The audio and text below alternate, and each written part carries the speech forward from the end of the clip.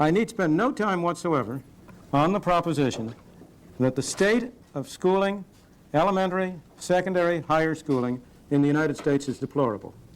That evidence is available for all of us to see. It is a conclusion that all of us recognize and are aware of.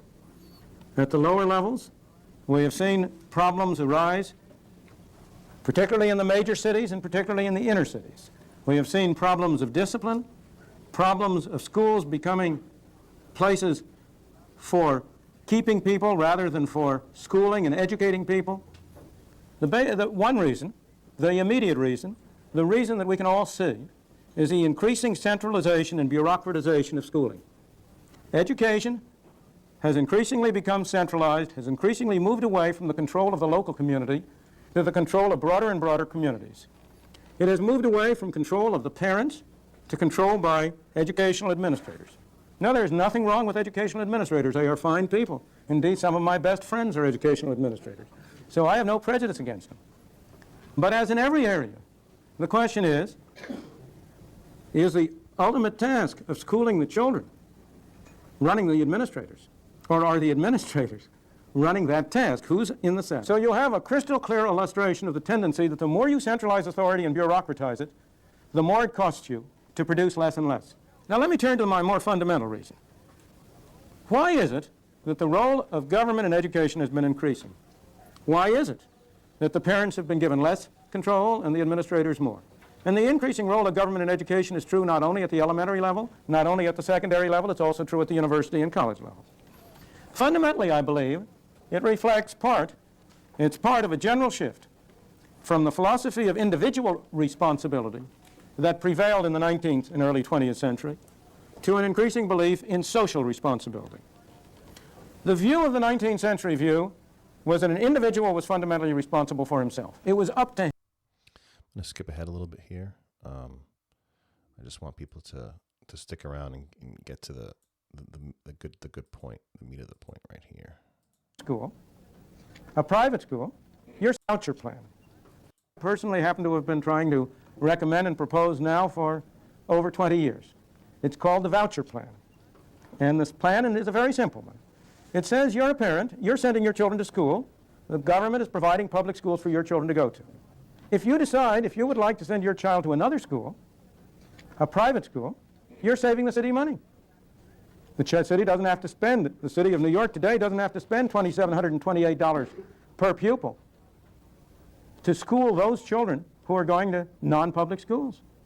Well, therefore, the city should say, very well, if you relieve us of the expense of schooling your child, we will give you a voucher, a piece of paper, worth a certain sum of money, which you may use for one purpose and one purpose only, to pay the cost of schooling your child in any school you want to go to.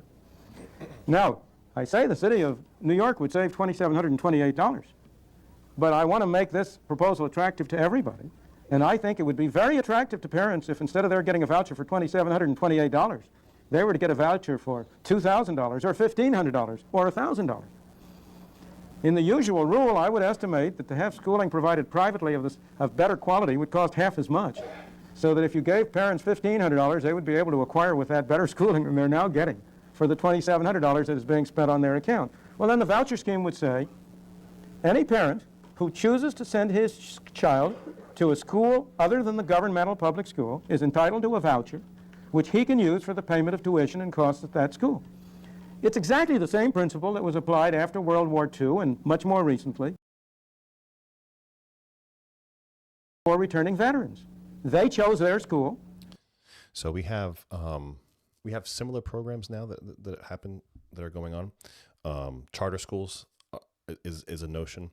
However, the voucher doesn't necessarily go to the parent; it goes to the school, and it's kind of a similar idea. It's fought against tooth and nail by the teachers unions because the employees of the charter schools are not unionized, so the union doesn't get the benefit of having union members.